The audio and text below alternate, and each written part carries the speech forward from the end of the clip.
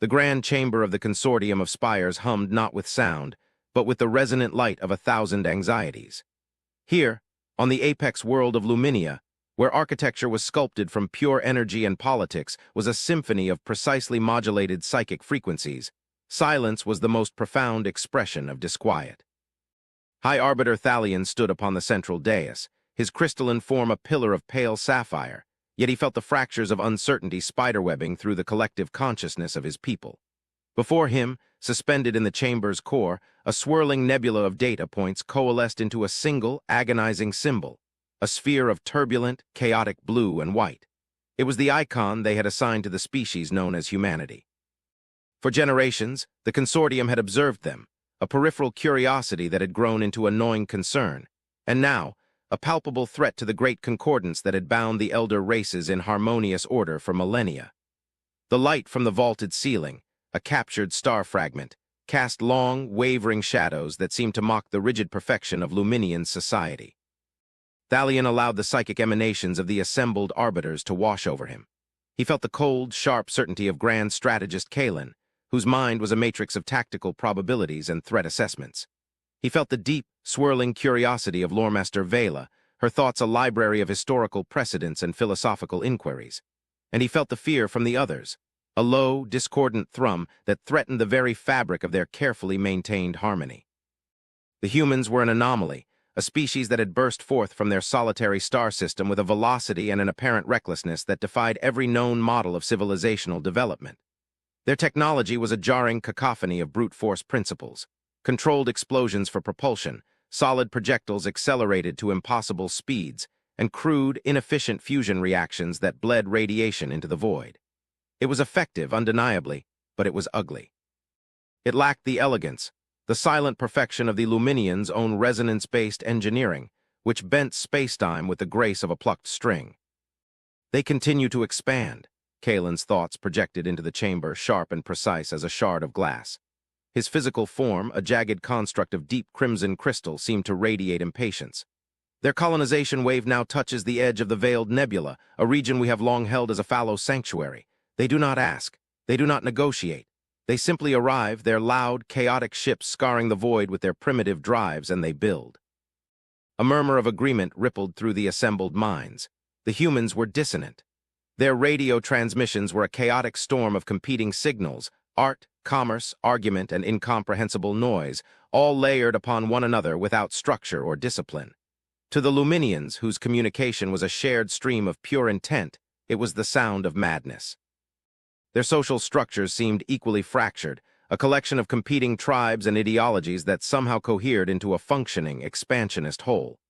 It was a paradox that deeply unsettled the consortium. How could a species so fundamentally divided, so steeped in internal conflict and disharmony, achieve such rapid and unified progress? Their expansion has been into uninhabited systems, Loremaster Vela's thoughts countered, her tone a gentle, flowing current of liquid gold light. Her form was smooth, opalescent, a stark contrast to Kalen's aggressive angles. We have analyzed their historical archives, the ones they broadcast with such alarming transparency. Their history is one of unimaginable violence, yes, a litany of self-inflicted horrors. But their recent history since achieving interstellar travel shows a marked deviation.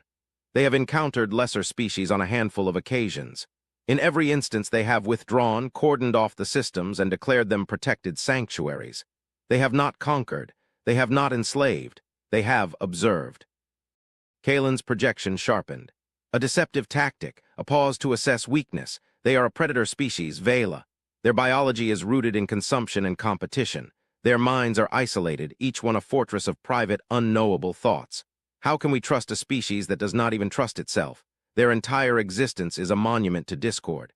To allow them to continue unchecked is to invite a plague into the heart of the concordance. High Arbiter Thalion focused his perception, drawing the swirling data cloud closer. He zoomed in on images captured by deep space probes, human vessels. They were brutalist in design, asymmetrical and utilitarian, blocks of dark, lusterless metal bristling with antennae and weapon emplacements. They were not beautiful.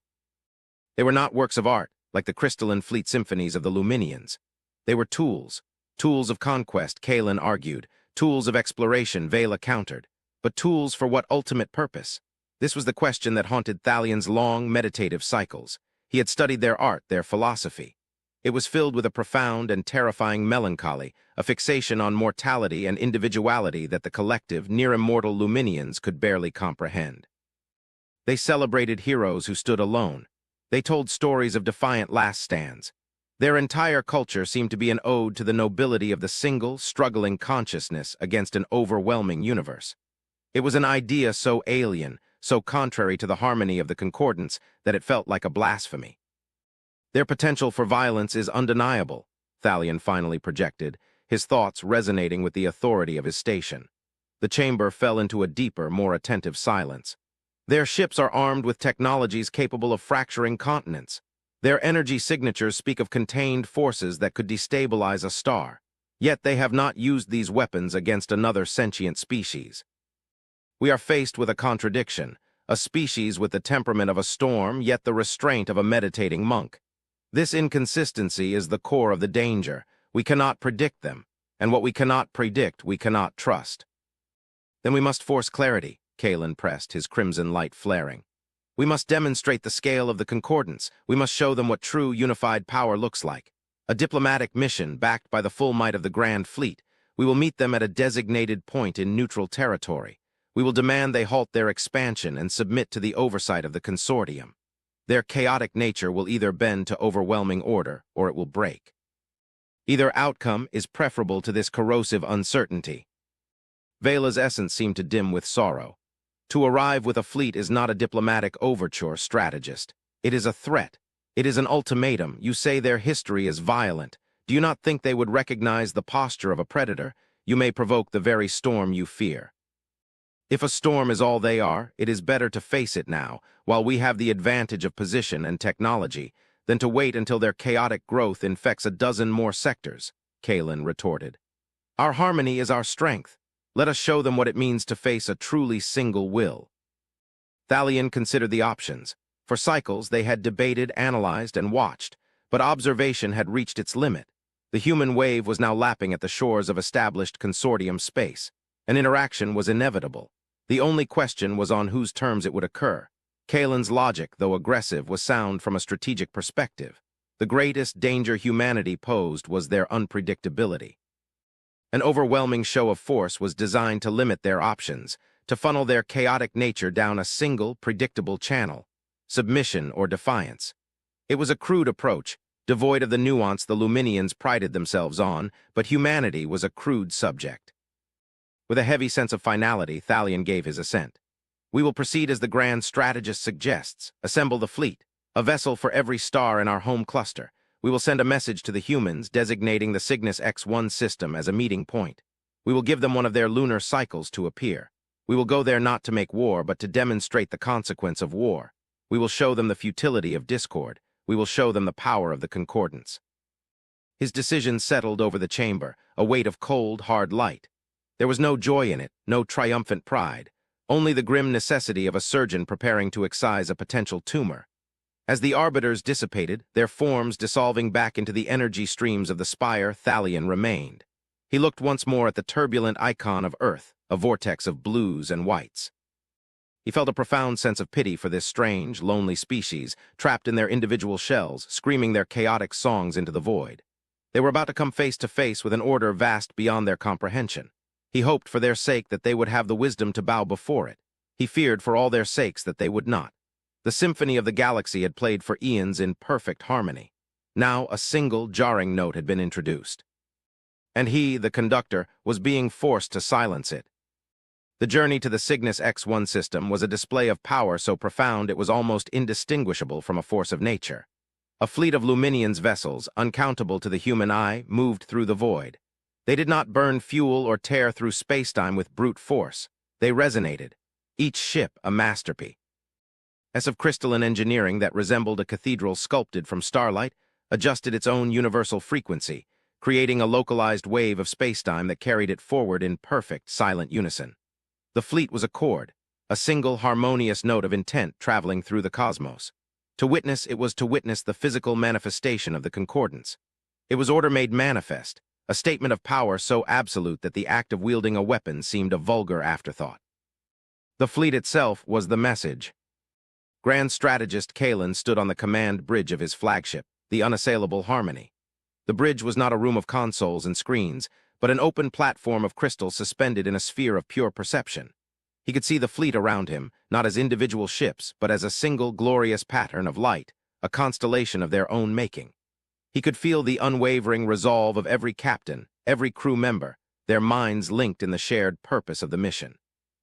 This was the strength of the Luminians, a single will, a single purpose, a single overwhelming expression of power. He felt no doubt. The humans, with their fractured crews and their noisy, isolated command structures, could never comprehend such unity. They would arrive with a scattered collection of their crude iron ships, and they would be paralyzed by the sight of the grand fleet. They would have no choice but to acquiesce. High Arbiter Thalion, aboard his own vessel, the Quiet Contemplation, did not share Kalen's certainty. He extended his senses, feeling the texture of the void, the ancient light of distant galaxies, the faint gravitational whispers of the black hole that dominated their destination system. He felt the awesome, silent power of his own fleet, but it brought him no comfort. He kept returning to the words of Loremaster Vela, "You may provoke the very storm you fear." The Luminians had achieved peace through strength, a peace so long and so absolute that they had perhaps forgotten the nature of true conflict.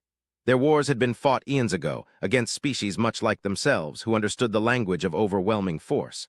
Humanity had fought its wars against itself. They knew betrayal, desperation, and asymmetric warfare. They were masters of finding cracks in monolithic power structures. They had to have survived their own nature. To present them with a single, overwhelming target might not be an act of intimidation. It might be an invitation. They arrived. The fleet transitioned from warp resonance to real space with a silent, coordinated ripple, like a wave cresting on a cosmic shore. They arranged themselves in a celestial sphere, a net of light and power that enclosed the designated meeting point. At its center was the gaping maw of the Cygnus X1 accretion disk, a spiraling vortex of incandescent matter being devoured by the singularity within. It was a fitting backdrop, a place of ultimate power and finality. The Luminians waited, a patient, glittering web of intent. Days passed. Their sensors, which perceived the universe in 12 dimensions of energy and probability, scanned the empty space, waiting for the telltale radiation signatures of the primitive human drives. Then something happened, but it was not what they expected. There was no fleet of ships tearing a hole in spacetime. There was no cacophony of radio chatter. Instead, a single point in space began to darken. It was not a shadow. It was an absence. A perfect sphere of absolute black that seemed to drink the light of the surrounding stars and the brilliant glare of the accretion disk. It did not arrive, it simply was. The Luminians' sensors, which could map the quantum signature of a single atom from a light-year away, returned nothing. Not a lack of data, but a positive return of absolute null. No energy, no mass, no radiation, no gravity. It was a hole in reality, a patch of the universe that had been surgically excised. From the center of this sphere of nothingness, an object emerged. It moved without propulsion, gliding into the heart of the Luminians' perfectly arrayed fleet with a silence that was more terrifying than any roar. It was a single human vessel, but it was unlike any they had seen in their reconnaissance data. It was vast, its scale dwarfing even the Luminians' largest flagships. It was a monolith of pure, non-reflective black, a geometric shape of such brutal simplicity that it seemed to mock the ornate complexity of the crystalline ships surrounding it. It had no visible bridge, no windows, no antennae, no weapon emplacements. It was a seamless, featureless object, a perfect embodiment of absence. Its very presence felt like a violation, a flaw in the grand design of the cosmos. A wave of confusion, the first flicker of genuine fear, washed through the concordance of the fleet. Kalen's crimson form pulsed with agitated light. What is this? A trick? A single ship? Are they mocking us? His thoughts were a sharp staccato of disbelief. All sensors focus on that vessel. I want a full spectrum analysis. Find its drive signature, its power core, its weapon systems. The replies came back from across the fleet, a chorus of confused negatives. Grand Strategist, we have no readings. It does not seem to exist on any energy spectrum. Our gravimetric sensors slide off its hull. It is physically present but dimensionally null. Thalion felt a coldness spread through his crystalline being, a sensation he had not experienced in centuries. This was not the chaotic, primitive response he had anticipated. This was something else. This was a statement, a calm, deliberate, and utterly incomprehensible statement. The aliens had brought a fleet, a magnificent, overwhelming testament to their collective power. The humans had brought a single dreadnought. A communication request opened, not through a broad radio wave, but as a direct tight-beam transmission precisely aimed at the flagship. It was clean, elegant, and perfectly modulated. It was a signal of profound technological mastery. With a mental command, Thalion accepted the connection. There was no visual, only a voice. It was female, the tone measured, calm, and devoid of any discernible emotion. "This is Ambassador Evelyn Reed of the human vessel Solitude, representing the Terran Confederacy. We have come as requested. We understand you wish to speak." The sheer, unadulterated calm of the voice sent a fresh ripple of unease through the fleet. She spoke as if she were addressing a peer, not a being surrounded by a force that could sterilize her entire star system. Kalen, his patience exhausted, seized control of the transmission. "Ambassador Reed," his thoughts projected, laced with cold fury. "You were instructed to send representatives to discuss your species' unauthorized expansion. Instead, you send a single anomalous vessel. This is an insult to the consortium. Where is your fleet? Where are your leaders?" There was a pause just long enough to feel deliberate. "I am the designated leader for this meeting, and you are mistaken. Our fleet is here." The woman's voice remained placid, a tranquil sea in the face of Kalen's tempest. Kalen's fury reached its peak. "Do not play games with us, human. We see one ship, one silent, arrogant monument to your ignorance. You are surrounded. You are outmatched. You will power down your non-existent drives and prepare to be boarded, or we will erase you from this point in space." To enforce his threat, Kalen issued a command. "Fire a warning shot, a single, low-power lance. Target the asteroid field to their port side. Let them witness a fraction of our power." Aboard the unassailable Harmony, a forward energy projector, a crystal spire of immense size, began to glow. It gathered ambient cosmic energy, focused it through a series of harmonic amplifiers, and prepared to unleash a beam of coherent light that could slice through a moon. The energy built to a crescendo, the crystal singing with power. And then it fired. A lance of pure white-hot energy erupted from the projector, streaking towards the distant asteroids. But a few kilometers from the human vessel, the beam simply vanished. It did not impact an invisible shield. It did not dissipate or scatter. The beam of energy, traveling at the speed of light, ceased to exist. One moment it was a terrifying spear of destructive power, the next it was gone. Silence, a profound, absolute silence, fell over the collective consciousness of the Luminians' fleet. Every tactical model, every physical law they understood had been shattered. Kalen, in a state of pure disbelief, ordered another shot. "Fire again, full power, target the same coordinates." Once more the weapon charged, once more it fired, and once more the lance of energy simply winked out of existence as it neared the human ship. It was like throwing a stone into a pond and having it disappear before it hit the water. It was not just impossible, it was conceptually broken.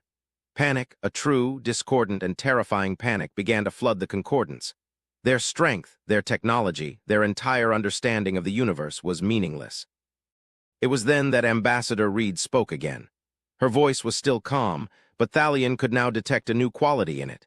Not pity exactly, but a kind of weary patience, like a teacher explaining a fundamental concept to a child for the third time. "Please cease your attempts. It is unproductive. I believe you are operating under a misapprehension as to the nature of this vessel. The Solitude is not a warship." "Then what is it?" Thalion projected, his own voice cutting through the rising tide of fear, re-establishing his authority. "It is a tool for ensuring productive dialogue," the human ambassador replied. "Grand Strategist Kalen asked where our fleet was. I told him it was here. This ship is our fleet. It is also our diplomat, and it is our shield. You see, the Solitude does not generate a conventional energy shield. It generates something we call a stance field. It is not designed to block weapons. It is designed to make them impossible." Thalion struggled to process the concept.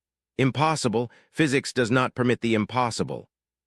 "On the contrary," Reed's voice explained, a hint of philosophical weight entering her tone. "Physics is merely a set of localized rules, and rules can be changed. The stance field projects a zone of altered physical law.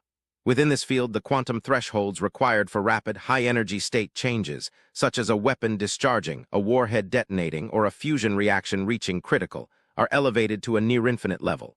Your weapons did not fail. The universe they were traveling through simply disagreed with them. Within this field, organized violence on a technological level is a physical impossibility. It is a space where the only viable option is to talk. The revelation struck the Luminians with the force of a physical blow. It was not a weapon. It was not a shield. It was a paradigm shift, a fundamental rewriting of reality itself. They had brought a fleet to demonstrate the power to destroy.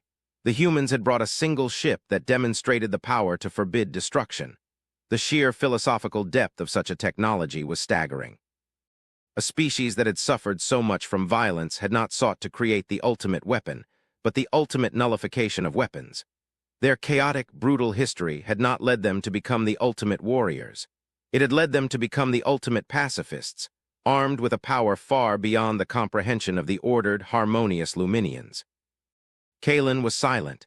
His entire worldview, his very identity as a strategist, had been rendered obsolete in a single instant.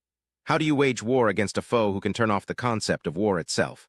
Vela's thoughts, however, resonated through the chamber, filled with a profound and trembling awe. They did not build a better sword. They built a world without them. Thalion, the High Arbiter, finally understood. He looked at the single, black, silent ship, and for the first time he did not see an arrogant monument to ignorance. He saw a vessel of profound wisdom, a product of unimaginable suffering and transcendent understanding. He saw the solitude, and in its silent, patient presence, he felt the true meaning of power, not the ability to impose one's will, but the ability to create the conditions for understanding. Ambassador Reed, Thalion projected, his own thoughts now calm, stripped of all aggression and fear, replaced by a deep and humbling curiosity. Please tell us more, we are listening. The dialogue that followed was unlike any in the long history of the consortium. It was not a negotiation between two powers, but a philosophical exchange between two entirely different forms of existence. Ambassador Evelyn Reed, her voice remaining a steady and reassuring presence, began to unravel the mystery of humanity for High Arbiter Thalion. She spoke not from a position of superiority, but with the quiet authority of a survivor explaining the lessons learned from a fire. The entire Luminian's fleet remained silent, a captive audience of thousands of minds, all focused on the words emanating from the single dark vessel. You see us as chaotic, Reed began, her disembodied voice filling the resonant chamber of Thalion's mind. And you are not wrong. Our history is a testament to the destructive potential of the individual ego. We fought, we betrayed, we conquered, we subjugated. We nearly extinguished ourselves on our home world a dozen times over. Every horror you can imagine we have inflicted upon ourselves. Our expansion into space was not born of enlightened unity, but of a desperate, species-wide flight from our own nature. Thalion felt the weight of this confession. The Luminians' own history was a clean, unbroken line of growing harmony. The concept of a species at war with its own soul was a deeply disturbing, yet fascinating idea. But our chaos, our relentless individuality also provided the solution, Reed continued. Because in a species of a billion different minds, there will always be those who seek a different path. While some built greater weapons, others sought to understand the nature of conflict itself. They were not generals or politicians, but physicists, philosophers, sociologists. They asked a simple question: is war a fundamental constant of the universe, or is it merely a local condition? The question hung in the void, profound and transformative. The consortium had always treated conflict as a failure of harmony, a dissonance to be corrected by overwhelming order. They had never considered that the rules themselves could be the problem. We discovered, said Reed, that the universe is remarkably pliable. The laws of physics are not a cage, but a canvas.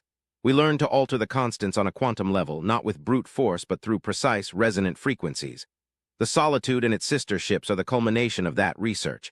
We call them Dreadnoughts not because they inspire dread of their power, but because they inspire a dread of violence itself.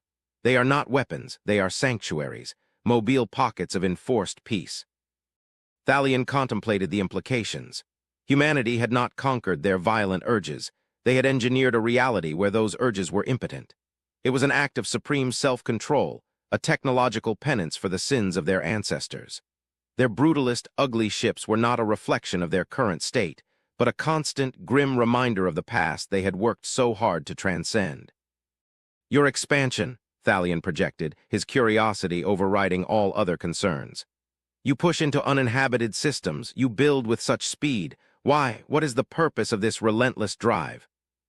Because we are listening, Ambassador Reed replied, and a new, graver tone entered her voice. When we began to truly understand the fabric of spacetime, we discovered things. Echoes, faint patterns buried in the background radiation of the cosmos. Our first dreadnoughts were built not for defense against you, but as listening posts, instruments of unimaginable sensitivity designed to decipher these echoes. A cold thread of apprehension wound its way through Thalian's consciousness. This was a deviation from the topic of diplomacy. This was something more. Your people see the universe as a symphony, Reed said, showing a surprising familiarity with Luminian's philosophy. You strive for harmony. We see it as a library filled with the ghosts of stories long since ended. Most of the echoes we found were just that, ghosts. The final, fading whispers of civilizations that rose and fell billions of years ago, long before our sun had even formed. But one signal was different. It was not an echo. It was a message. A deliberate, constructed warning, encoded into the very structure of the cosmic microwave background. It has been traveling across the universe since the beginning of time. The scale of this statement was difficult to grasp, a message older than the galaxies themselves. The Luminians' own history stretched back for millions of years, a length of time they considered practically eternal. But this was a different order of existence entirely. What did the message say? Thalian asked, his mind bracing for the answer. Speaks of a cycle, Reed explained. It is not a story of a great evil, a conquering empire, or a malevolent god. It is more akin to a weather report. It describes a recurring galaxy-scale phenomenon, a wave of quantum state conversion that propagates through the intergalactic void. It is not sentient. It is not hostile. It is simply a natural process like a storm or a supernova. But its effect on complex, biologically based life is absolute. It is a sterilizing wave. A great filter that resets galactic ecosystems, ensuring that no single form of life can ever dominate the universe indefinitely. The psychic channels of the Luminians' fleet, silent for so long, erupted into a cacophony of dread. The concordance, their perfect harmony, was shattered by a wave of pure primal fear, a threat not of war or conquest, but of indifferent cosmic annihilation, a force that their fleets, their power, their very way of life was utterly powerless against. The message provides a timeline, Reed's voice continued, cutting through the rising panic with its unwavering calm. A pattern of past occurrences. Based on our calculations, the wave is scheduled to arrive in our galactic cluster, not in eons, not in millennia, but within the next few thousand years. A few thousand years. To a human, an eternity. To a Luminians, the blink of an eye. Thalian felt the foundations of his reality crumble. Their grand civilization, their perfect harmony, their millennia of peace. It was all just a fleeting moment of warmth before an inevitable cosmic winter. Their confrontation here, their posturing with fleets and power, seemed like a child's game played on the shore, with the tide of a tsunami silently rising on the horizon. Our expansion, Reed concluded, is not for empire. It is a desperate race against time. We are not building colonies, we are building arcs. We are searching for a way to shield a world, a system, perhaps even a small nebula from this wave.